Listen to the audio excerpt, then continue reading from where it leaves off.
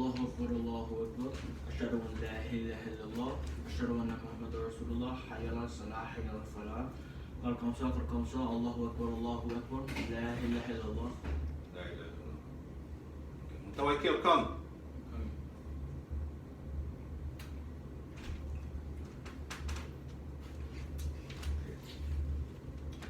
Assalamu alaikum wa rahmatullahi wa barakatuh. Inna alhamdulillah nahmaduhu wa nasta'inuhu wa nastaghfiruh wa na'udhu billahi min shururi anfusina wa min sayyi'ati a'malina may yahdihillahu fala mudilla wa man yudlil fala hadiya lahu wa ashhadu an la ilaha illallah wahdahu la sharika lahu wa ashhadu anna Muhammadar Rasulullah. Ya ayyuhallazina amanu ittaqullaha haqqa tuqatih wa la tamutunna illa wa antum muslimun. Ya ayyuhan nasu ittaqu rabbakum alladzi khalaqakum min nafsin wahidatin wa khalaqa minha zawjaha wa batha minhuma rijalan katsiran wa nisaa wattaqullaha alladzi tas'aluna bihi wallahama inna allaha kana alaykum raqiba. Ya ayyuhalladhina amanu ittaqullaha wa qulu qawlan sadida yuslih lakum a'malakum wa yaghfir lakum dhunubakum wa man yuti allaha wa rasulahu faqad faza fawzan 'azima.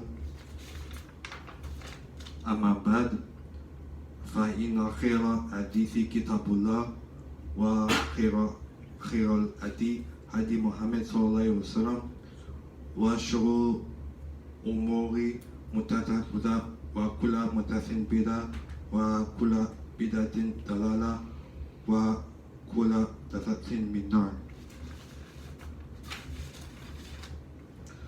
All praise to Allah. We seek His aid and His assistance and ask for His forgiveness, and we seek refuge in Allah from the evil of our souls and from the evil of our actions. Whomsoever Allah guides, none will be able to mislead him. Wherever He leads astray, nobody can guide him. I testify that there is no deity worthy of worship except Allah alone, without partner, and Muhammad sallallahu alaihi wasallam is a slave and messenger. O you who believe, fear Allah by doing all that He has ordered and by abstaining from all that He has forbidden, as He should be feared. Obey Him, be thankful to Him, and remember Him always. And die not except in a state of Islam as Muslims, with complete submission to Allah. All mankind, be dutiful to your Lord, who created you from a single person, Adam, and from him, Adam, He created his wife, Hawa, Eve, and from them both He created many men and women. And fear Allah, through whom you demand your mutual rights, and do not cut the relations of the womb's kinship. Surely Allah is ever an all-watcher over you. O you who believe, keep your duty to Allah and fear Him, and speak always the truth. He will direct you to do righteous good deeds and will forgive you your sins. And whoever obeys Allah and His Messenger sallallahu alaihi wasallam, he has indeed achieved a great achievement. He will be saved from the hellfire and made to enter paradise. Indeed, the best speech is the speech of Allah, and the best guidance is the guidance of Muhammad sallallahu alaihi wasallam. And the worst of matters are those innovated by the people. And every innovated matter is a bid'ah innovation, and every bid'ah innovation is astray, and every going astray is in the fire. So today's khutbah is going to be about the 7 major sins to avoid. The Prophet ﷺ said there are 7 greatest sins. Number 1, shirk. Number 2, magic. Number 3, murder. Number 4, riba. Number 5, robbing the orphan. Number 6, running from the battlefield. And number 7, slander pious Muslim women.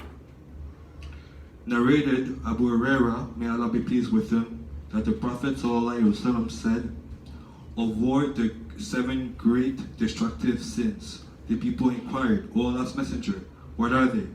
The Prophet ﷺ said, to join others in worship along with Allah, to practice sorcery, to kill the life that Allah has forbidden, except for a just cause according to Islamic law, to eat up usury, riba, to eat up the orphan's wealth, to show one's back to the enemy and fleeing from the battlefield at the time of fighting, and to accuse the chaste women who never even think of anything touching chastity and are good believers. In Sahih Bukhari. So let's talk about the first one, shirk. Shirk means ascribing partners to Allah Ta'ala. This sin will never be forgiven. It says in the Quran in Surah Nisa, verse 48, verily Allah forgives not that partners should be set up with him in worship, but he forgives except that anything else to whom he wills. And whomsoever set up partners with Allah in worship, he has indeed invented a tremendous sin. So Allah subhanahu wa ta'ala forgives minor shirk, meaning doing good with ulterior motives, right? They will be taken out of the hellfire eventually. The Prophet ﷺ was told not to pray for those who died committing major shirk, right?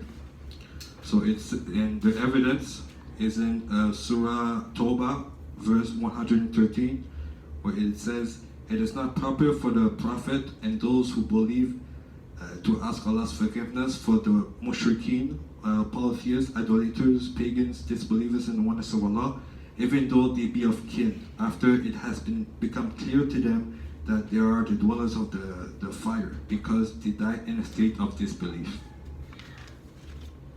So there is no need to beg Allah subhanahu wa ta'ala, because it compromises on his stance with the mushrikeen, the idol worshippers. So basically, your pagan mushrikeen family is not special. You're not allowed to pray to Allah and beg Allah to forgive those who died on shirk, because you're asking Allah to compromise his stance, right? And an example of that would be Abu Talib, the uncle of the Prophet ﷺ. Abu Talib was the biggest sympathizer to Islam, but he died as a mushrik, pagan.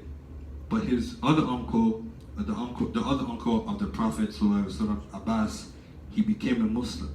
So the Prophet ﷺ said, he begged for Allah Ta'ala to give Abu Talib something special. So he asked for the lightest punishment in the hellfire.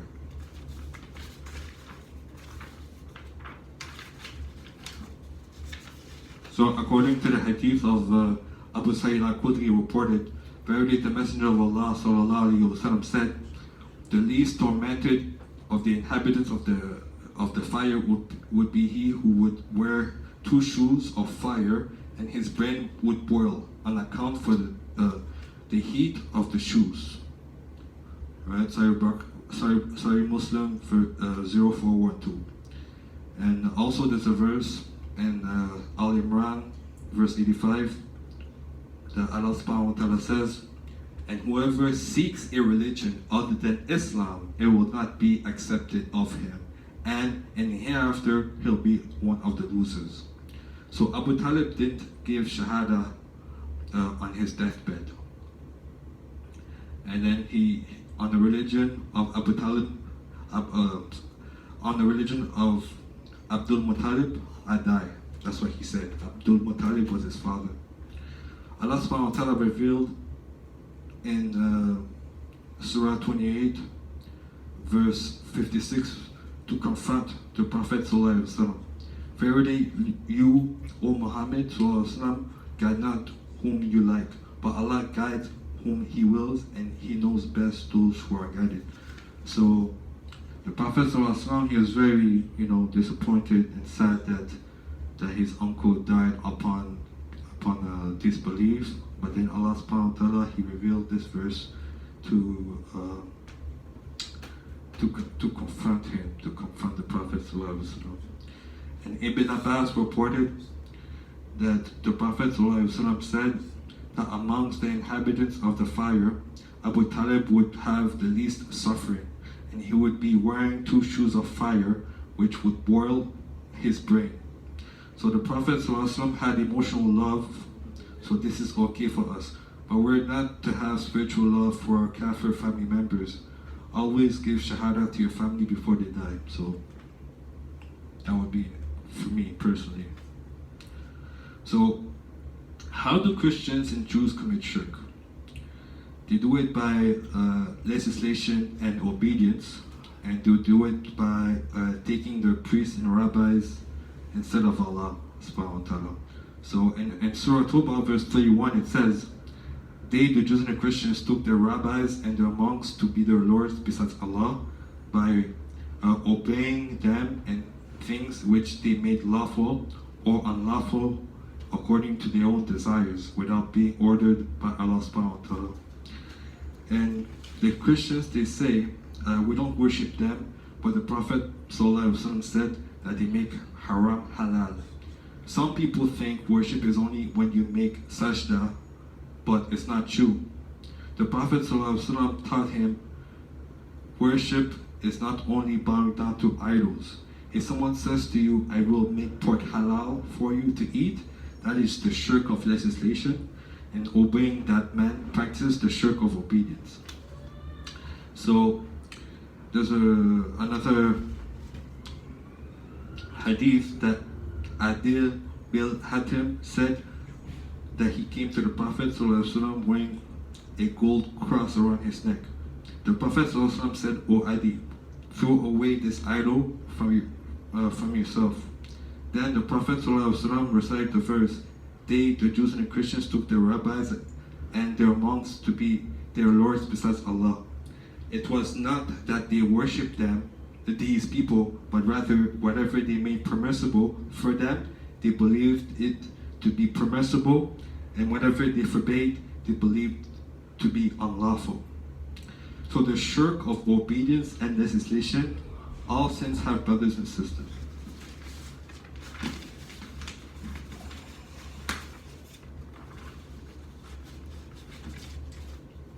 So there's a verse in the Quran in Surah Am, verse 101. He is the originator of the heavens and the earth. How can he have children when he has no wife? He created all things, and he is the all-knower of everything. Right? So the Christians, they believe that Allah made a son from a woman's womb, and they think that Jacob defeated God in a wrestling match. They think that Allah made repentance, tawbah, for making mankind. They say that Allah rested on the 7th day, right? So these are all examples of shirk that the Christians are doing, right? The Jews, on the other hand, they say that Allah's hands are tied, and they say that Allah is poor, fakir. In the Quran it says that in Surah Imran, chapter 181, indeed Allah has heard the statement of the Jews when they say that truly Allah is poor and we are rich, right? And the Shiites, they have the same aqidah. They say that Allah is a liar, and they say that Allah often lies and makes mistakes, right? So these are all examples of shirk that Allah will not forgive anybody that makes it. So I'm just gonna do a little. My second khutbah, I'm going to continue a little bit and emphasize more on the other types of sins that Allah subhanahu wa ta'ala, that the Prophet avoided us to stay away from. Subhanakallahumma wa bihamdika ashhadu an la ilaha illa anta astaghfiruka wa atubu ilayk.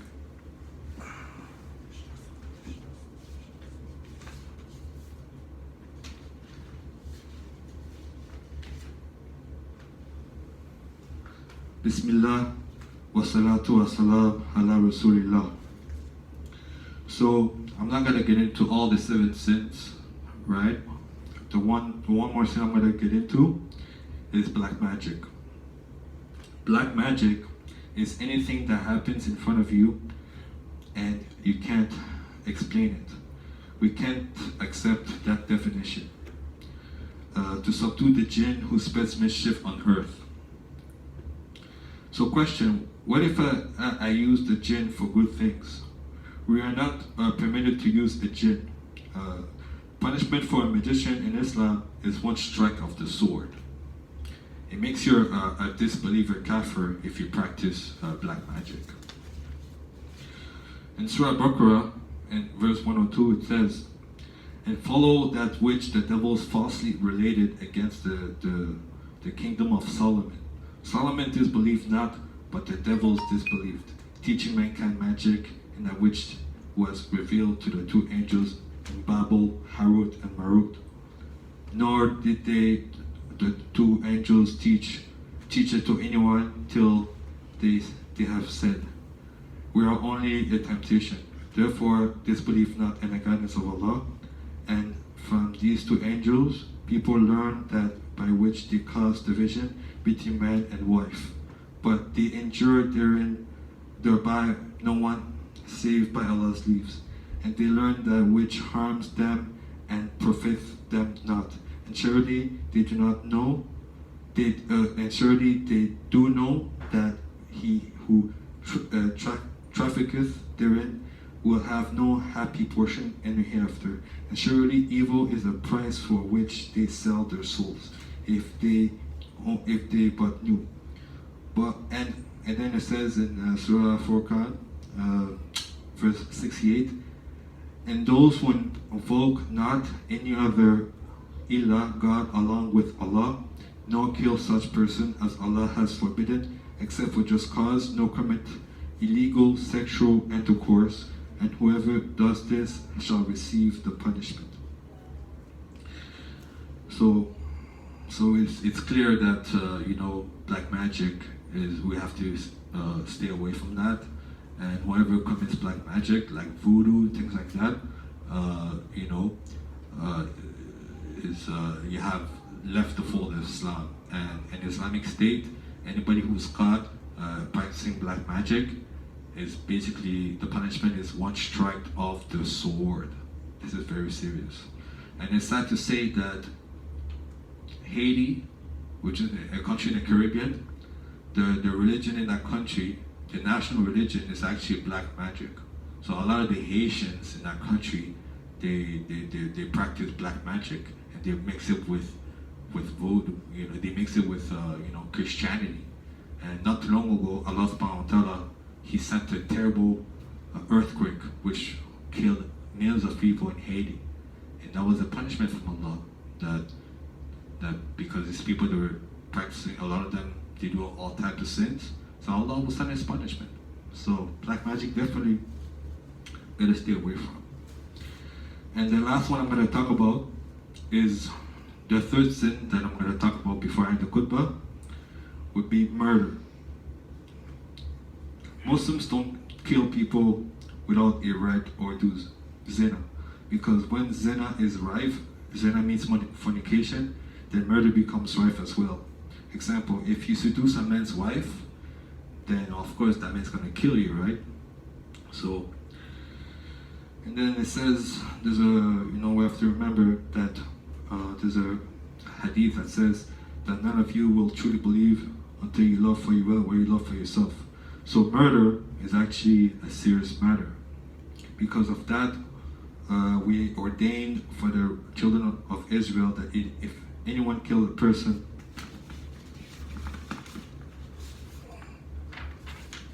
not in retaliation of murder and to spread mischief in the land, it would be as if he had killed all mankind.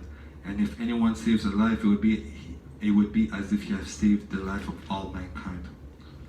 So the blood money for someone who commits murder is 20 cows, 100 for a woman. So the family might refuse blood money and rather you be killed. So if somebody kills a person, right, and they're brought into Islamic law, right, the person who was killed, the family, they could ask for blood money, or they could ask for the murderer to be killed. So the decision would be up to the family of the deceased. They could get money from the person who killed the deceased family member, or they could ask for that person to be killed, right? So that's why it says in Surah Ma'idah, verse 32, and because of that we ordain for the children of Israel that if anyone killed a person not in retaliation of murder and to spread mischief in the land, it would be as if he killed all mankind, and if anyone saves a life, it would be as if he have saved the life of all mankind. So when Muawiyah was the caliph, a man killed a man who had a son, and when the toddler grew up, he said, I don't want blood money, I want him dead. So they had to kill the man. So if you kill a Muslim because he sleeps with your wife, you're still a Muslim. But if you kill a Muslim because of the Islam in him, you're a kafir. And some murderers are fasik. Fasik means rebellious. And some are kafirs, right? So there's a hadith that says, the fourth hadith of Imam Nawawi. It says, none of you is a believer until you wish for others before you wish for yourself. So, murder is a serious thing, and we shouldn't kill anybody, you know what I mean? And in Islamic law, this murder is taken very, very seriously, right? So, I'm not going to go on with all the 7 destructive sins. Inshallah, maybe the next khutbah I do, I will continue more and elaborate more on the rest of the sins. And we have to, remind ourselves to, make sure we pray our 5 daily prayers. It doesn't matter. You have no excuse for missing prayer. If you're tired, then, if you're sick, you're tired, you just be on your bed. But make sure, you have wudu before you pray, and there's no excuse for missing the prayer.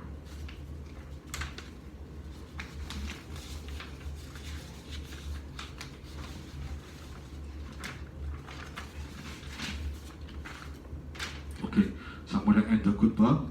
ربنا آتنا في الدنيا حسنة وفي الآخرة حسنة وقنا عذاب النار ربنا ولا تحملنا وما طاقة لنا به واعف عنا واغفر لنا وارحمنا أنت مولانا فانصرنا على القوم الكافرين ربنا لا تزغ قلوبنا بعد إذ هديتنا وهب لنا من لدنك رحمة إنك أنت الوهاب. أقيموا الصلاة. Allahu Akbar, Allahu Akbar. Ashhadu an la ilaha illallah, ashhadu anna Muhammadar Rasulullah. Hayya ala salah, hayya ala falah. Barkamsa, Allahu Akbar, Allahu Akbar, la ilaha illallah.